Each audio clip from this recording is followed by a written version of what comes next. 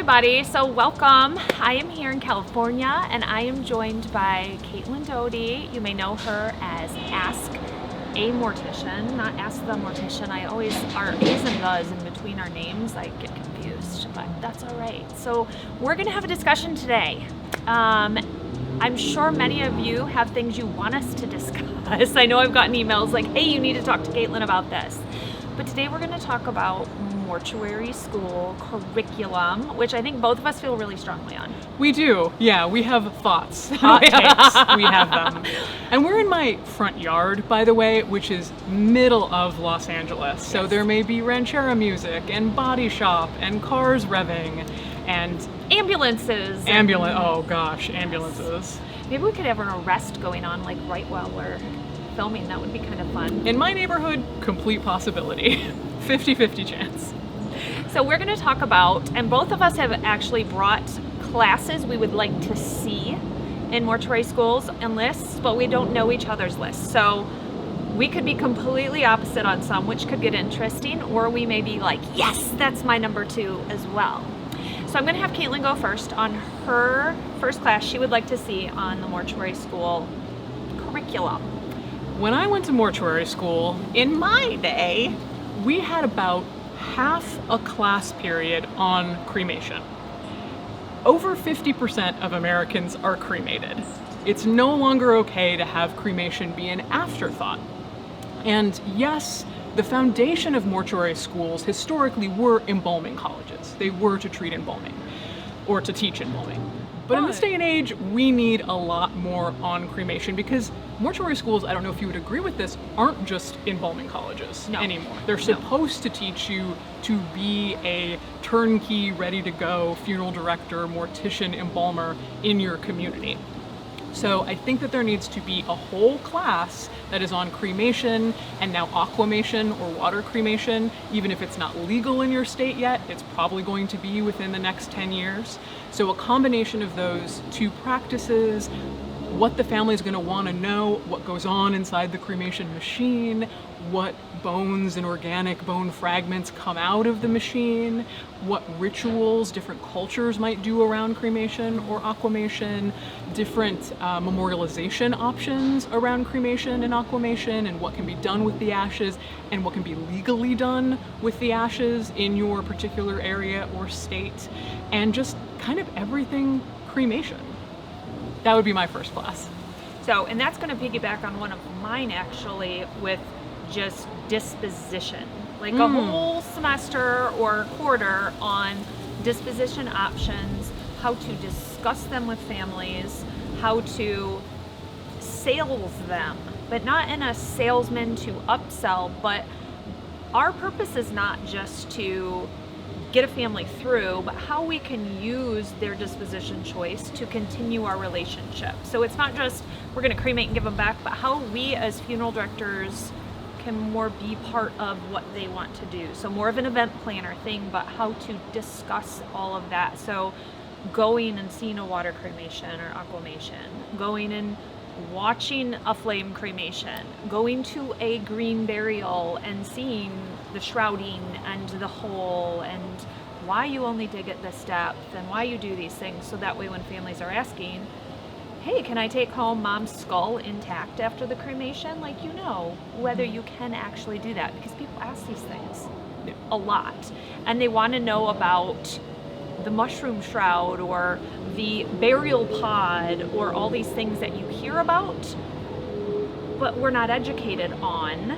And I think some of it is because funeral directors are not comfortable with new things because they're not educated on them.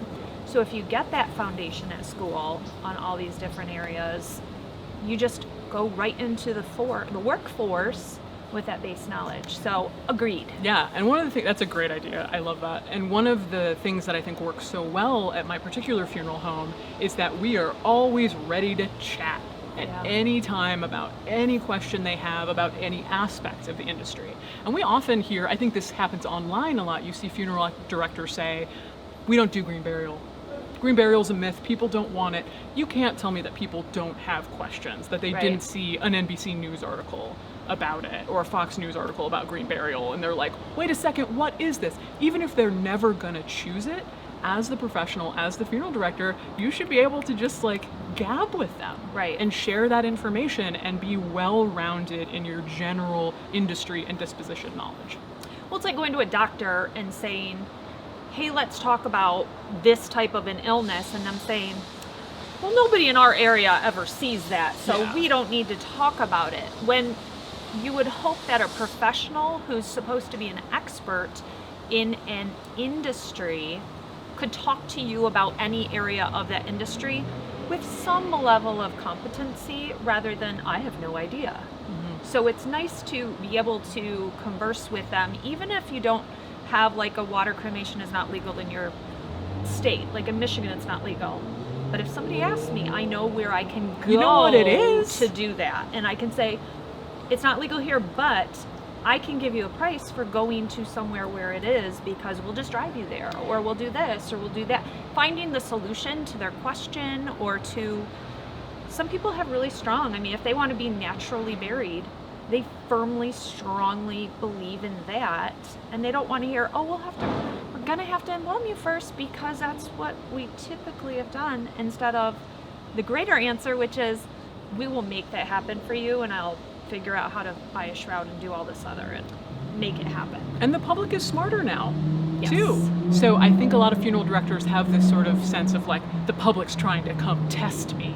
Like, I don't even know if they're testing you. They are just kind of excited to have this conversation with you. Yes. They're excited they're finally in a place that all of their little questions in the back of their mind has a place to go. And even if mom is getting cremated, they might have questions about embalming. They might have questions about the local cemetery. Right. And you just having an open, transparent, friendly conversation with them about it Right. makes them so happy. It's such a customer service move Well, I for think your funeral home. you and I both see that people want a place to ask certain questions, even if it's a curiosity question they've carried with them now for like 10 years.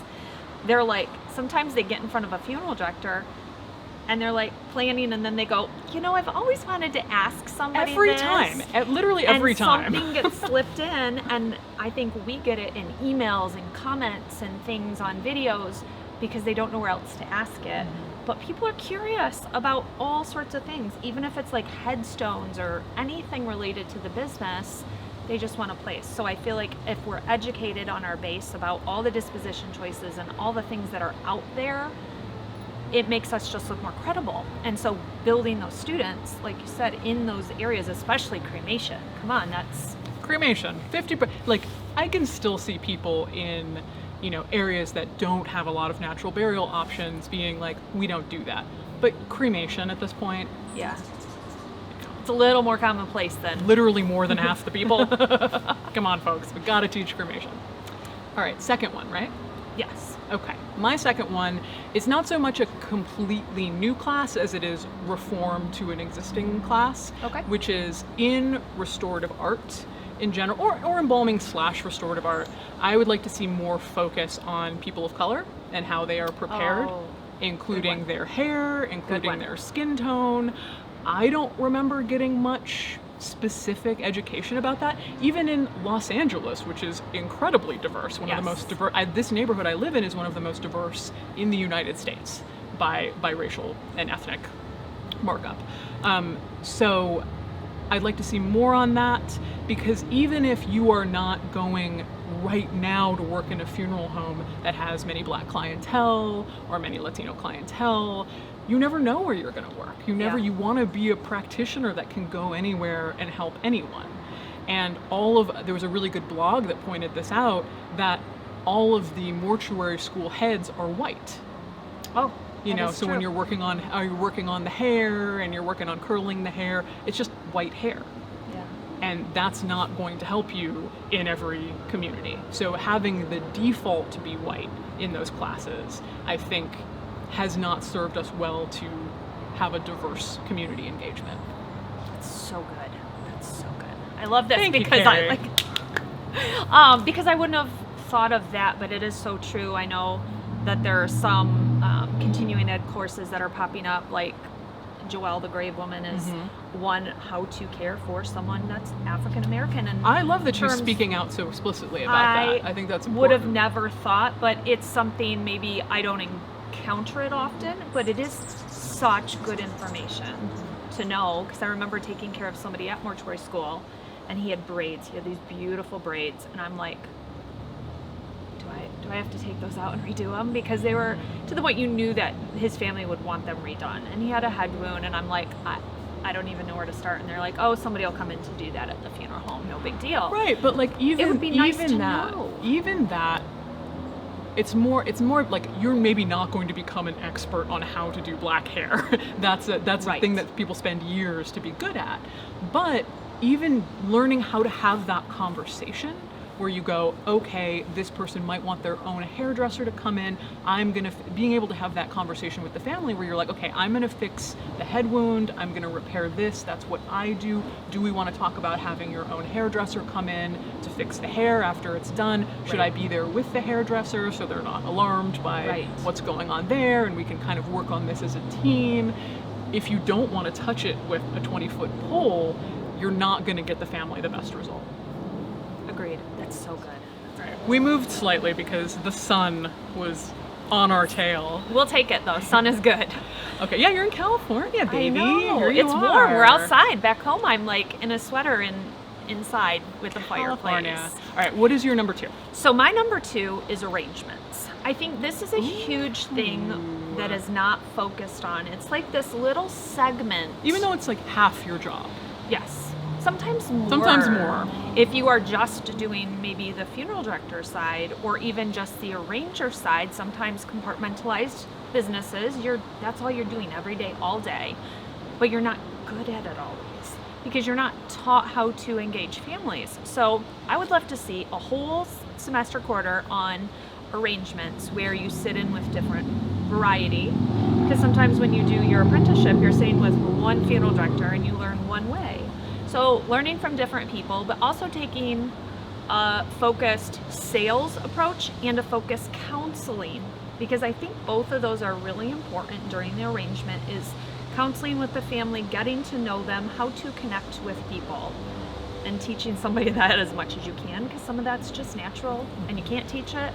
But I think learning some of the psychology behind what you're encountering in an arrangement, and then also a little on the sales, but how to talk to people, not how to sell, more so how to discuss. And I know merchandising is some of it, but it's not merchandising. It's more maybe talking about how to give options. Because I know I sit down with people sometimes and they want cremation. And when you say, what kind of services would you like around that? And they say, well, what do you mean? I say, well, do you want a viewing and a funeral and then cremation? Or we can do that.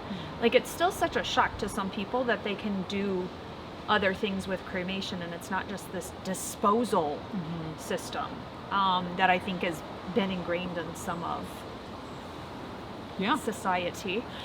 So I think doing all of those things and more training in that arrangement area is huge. That's where the relationship is built a lot of times. So you're either going to keep or lose clients based on that arrangement time and the experience you build during that. And I think that gets lost a lot of times. Yeah, and it really is like that combined arrangements and that interpersonal relationship combined with the bureaucracy of just filing death certificates and doing all the paperwork and doing all of the contracts. That, for most people, even if you're sort of a general practitioner, that is more than half your job a lot of that time. And how the embalming goes, how the, in my case, the viewing or the witness cremation or the green burial goes, depends on those initial relationships. Yes. And even like the first call, it depends on, and that's something we work on a lot at my funeral home, is like, how do you clearly how do you read the room or read the call or whatever it is and meet the person where they're at? Because there are some people who are like, I'm calling for prices. Okay, you have a way to engage that person. Yes. Someone calls and it's like, my brother's at the corner, and they're obviously just in the freshest grief you can possibly be in. There's a way to engage that person and meet that person where they are. And yeah, that's huge. And I don't think I necessarily, I had worked in the funeral industry prior to going to mortuary school, but I do think that was something that was missing. Because I remember we did a mock arrangement, and it was like 2 students were given the same scenario, And it was almost like we were pitted against each other, like, who's going to do better? And it was an infant case. And I remember I learned so much from role-playing that. Role-playing is so and crucial. It's like, well, if I'd have done 5 to 10 of those in a semester rather than 1, what would I have learned? Like, how much more would I have learned? And if I had funeral directors come in to do the role playing, even if it's Zoom. I mean, we're all in the Zoom world right now. I am ready. Any funeral, any mortuary school that wants me to lead a role playing course. How fun would that be? I'm so ready. I'm going to be like the woman who the death certificates haven't come in yet, and she's screaming at you. You know, like, these are the things that you're going to encounter, and these are things that make new funeral directors feel so bad about themselves and take it in on themselves and feel so sad. But we need to have those discussions about, like, you will be the place that people are dumping their emotions and their fears and their frustrations because it's the worst time of their lives. Right. So you get a lot of aggressive. Yeah, a lot of aggressive things, and you can't, as long as you have not personally messed up and you know you messed up in some way, you can't take it in. You have to learn how to kindly eat poop, but also deflect and show kindness even in those things, and that only comes with repetition and role play. Yes, and you're gonna, you know, that's why you do your apprenticeship after, is because you do get more hands-on with that in a funeral home. But that foundation, school is supposed to be a foundation, not just to pass a test, but this foundation to actual situational that you're gonna go out and do. So what's your next one? So far one? we're on the same sort of track. This is another one that it's not necessarily just at a course. It's more that I think we should be, most of what we've been talking about here so far is general knowledge. Like, how does everybody have a strong base knowledge about the funeral industry, about the laws specifically in their area? And then I think my dream scenario for mortuary school is that everybody does like a semester or a year of general education. And by general education, I mean like general funeral education. Okay. Exactly like the stuff we've been talking about. And then maybe further on, people get the opportunity to specialize in something. Because, for example, like hard case embalmers, people who are doing really serious restorative art, that's a whole journey that they need to go on, and one that I don't do hard restorative embalming. That's like nothing to do with my job. But what I do, which is like own a small funeral home, is also its completely separate set of skills. Yes. And I did funeral home accounting, and that I think I do remember some things from that did sort of help, but doing accounting doesn't help you if you want to be a trade embalmer. Right. But doing accounting and doing like online business stuff and understanding corporations and understanding how you work with taxes and the government and how you just either manage or own a funeral home, that could be its own, passionate about this, that could be its own path. Yes. So is there a way for us to get the general, like almost give enough knowledge for someone to pass the exam in their state? At least California, we have our own funeral director's exam. Is there a way to get us to that point? And then if people want to go on and really specialize in some area of the funeral home, can they do that? Not just a seminar or a weekend course, but more a longer class on some of that specialty. Because you can go to like Bernie Fountain's Academy and learn some of the most amazing restorative art techniques, but draw that out into more of a full-bodied, bodied. I think I know what you meant by that. Full experience with that. But even like a trade embalmer, like you were saying, how do you do your 1099s? What do you need to save out in there? Because there's a lot of people going to trade embalming. They don't know you need to save about 25% of your income so you can How do you save for retirement? Taxes. How do you start a 401k if you're an independent contractor? How do you get insurance? Liability insurance. Where do you get that? So a lot of that, rather than putting someone out to stumble over later or learn the bad way because they didn't have it, have that be, like you said, those base classes in those areas. And I hate to like burst people's bubble about their fantasies about like owning a funeral home. most of my job at this point is not any sort of like romantic interaction with the family and services. It's paying small little city taxes that I was totally unaware of. It's like working with the bookkeeper to be like, why are there more urns that says that we sold than we actually sold? Or what, just sort of these kind of boring but how a business works aspects. And I would like to see, and that's not for everyone. Some people just want to work for a funeral home, or they just want to do trade, or they want to do any of these things. But if you want to be someone who can eventually manage or own a funeral home, there's a lot more that's going to come up. So it's not even owning funeral home type thing. It's just business running. Business, 101, like. Exactly. Or even management. Management, no, it's the same. And I think that if if my funeral home were to ever get bigger than it is now, I would hire a full-time manager. Yes. And I would just, I don't know, go to the Bahamas or something if I was, but like someone who was doing all of those things. It's a lot. And I think what we're kind of coming to in this conversation is a sort of, we're neither broad enough nor specialized enough. Very much. Right? That school's just enough that it gets you a little base and you pass your board, which is what the whole kind of premise around all the classes are. They're designed to pass this national board. Which is its own problem. On its own. That's a whole nother conversation. You're like, mic drop, walk away. But that, that doesn't give any depth in some areas where maybe we need more. Like dig a little deeper. Yeah. So my number 3 is going to be technology. Yes. So yes. Our whole world is full of technology. How can we make it work for us? What is out there that we can use? So I think it's broken into a few areas. One, social media, and how we can make this internet presence work for a business so that students can maybe then be the ones to go into funeral homes run by older generations and kind of help revamp and bring them up to speed. Which adds so much value for them as a candidate. So much. Well, and in an interview. I love telling students, like, how many of you are on your phones on social media at least once a day? Is that on your resume? And they look at me and I'm like, but do you understand? You being able to post on social media once a day for a funeral home is a marketable item to put on your resume. So go put it on your resume. But so then you get into the funeral home and I see a lot of people on funeral directors like, hey, what programs do you use? Hey, what do you use for right now? Online streaming. What do you use for this? What do you use for that? Because we have no basis to technology that benefits our field. And it would be great if there was a whole course on all of the different platforms that are available for a funeral home to use.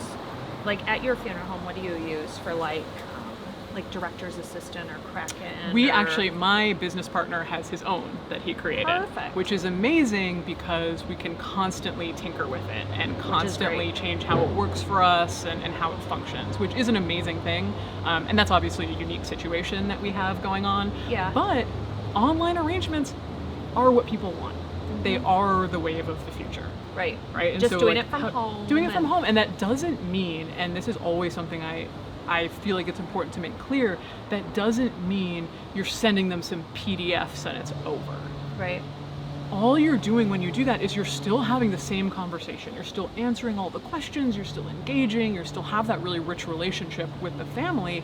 All you're doing is making the purest, most boring bureaucracy that they don't want to deal with go by in an instant. Right. And that's all that you're offering when you offer that. And you're taking away some of that nonsense at a time they do not want to be dealing with it. And that's why I think it's part of the future. And exactly, younger people need to be the one to help that transition and help offer that. And I think a lot of it is we don't know what's out there. Like in Mortuary School, I don't remember ever talking, and that has been a few years ago, but I don't remember talking about different types of products that were out there. So it would be great that, okay, today Kraken representatives are coming in, they're going to show you their project or their program. It's going to be loaded on some of the computers at school. So when you do your mock arrangements, you can then give their type of software a try. And anybody else can come in and load up their stuff so everybody can try it, because when you go out into a funeral home, you never know what you're going to encounter. Doing that, these companies are then also going to get the best feedback they could possibly get, because it's going to be someone who's new to the business looking at it, but also someone who kind of knows what they're using. So maybe they're going to then get this great feedback. Yeah, I think there's some of these, like, people can benefit within the business on both sides. Oh, absolutely. When it comes to that. Yeah, and and it's been a few years since I've used this older or other technology, arrangement technology, but some of it is sort of like those old, like, Mac computers from like 1991, where it's like and a little fat cursor, and it's green on green, and you're like, where did this come from? Yeah. This is our technology here, because and you know, here's a like dire warning: some Silicon Valley company is going to come blow you out of the water, folks. You know, and I don't think that's what any of us want. No, but it's, don't reinvent the old wheel. We need these new versions, and I think mortuary schools are a really good place to trial and error, maybe some new programs. Here they're coming to arrest somebody, like I said. Yeah, you called it. All that we are here to say is that we will be opening our own mortuary school. It's called the C&K Institute for Mortuary Technology. Yes. And we will be offering all of these classes, and it will be starting in the year 2025 based on interest from this one YouTube video. That sounds horrible to have to start a whole thing, but I bet it would be good, though. I think our mortuary school would be good. It'll be in the Bahamas, as Caitlin has said. Oh, yes! That's, okay. I'm in. I'm even more sold now. I'm just like, I'm so ready to enter my, like, you know, bat wild, like, portion of my career where I'm just drinking my martini and I'm like, students, do a role play. The family's angry. Do it. I'm swirling my martini. I think we need to film that video part of That's it. Cut the to martinis me are the doing next. that. Right. Yes, I think that's indeed. But yeah, I think the technology side is something to focus on that I don't feel like there's any focus on in the schools, where I think it's a good trial ground for some programs, but it's also a good place that you can get hands-on with a lot of things that you want these students to fall in love with a program, that they then go to a school or a funeral home where, you know, Bob Smith, who's 75 and ready to get out of the business, and the new student comes in and they need some technology because Bob Smith hasn't had any 30 years. Hey, what program do you want? And you want that student to say your program because they've used it, they love it, they know how it's applicable. Come on. Yeah, and the way it is now in at least a lot of city funeral homes is that your employees or your funeral directors are going to be on the computer a nice chunk of the day, because all of our death certificates are filed online, all our doctors are dealt with online, we have Ring Central, so all of the phones and our answering service is all done online. We've got arrangements like emails, software, obituaries, emails, everybody's being and emailed. Families often prefer email to phone calls in many situations. There's so much that is done on the computer. Well, shoot, even how to talk to a family in a text message, because you're not putting LOL when you're texting with the family, and how to maybe get your brain solidified. Professional texting. If you wouldn't write it in an email, don't write it in a text message. No, but you Full do know sentences. in an email, when you're not trained, I think when you're maybe a younger generation that has grown up, BRB, LOL, that's kind of just how you talk in any text type. And so it may be professional emailing and, you know, anything technology, how to communicate via technology, technology to use, any technology-based thing, put it in a class and teach it. Well, that's actually, it's really connected to, and this is kind of a tangent, which you can cut out if you wish, but I think that I remember somebody telling me the older generation, when they say thank you, they want you to say you're welcome. And I'd always said, no problem. You know, if someone says thank you to me, I say, it's no problem. Because that's what I'm trying to get across to them. I'm genuine. I wanted them to know it was absolutely not a problem. What I had done for them, I appreciated doing it, I enjoyed doing it. And you're welcome almost feels a little false to me. Like if you were like, hey, thanks for doing this video to me, and I went, you're welcome. Like, yeah, she wasn't really thanking me in that way. Yeah. So but that's a generational thing, and that's another thing that even in emails, it might be if someone says thank you, just say you're welcome. It was a pleasure to help you with this. Sorry, and what I always say is, I'm sorry we had to meet under these circumstances. It was such a nice, it's so great to work with you. I'm sorry it had to be under these circumstances. And so those sort of just lines and ways of communication, both in person or over email or over text, that so true. We're not always giving to. So communication is the next class then. Communication. Well, it's also like a slightly, even if you have, like my funeral home is intentionally more casual, but there's still a formality to everything we do in a professional way of responding. Even if we like the family, we're not going to be like, KK, thanks, THX, pick up your certs later, L8R, that's not how we're going to do it.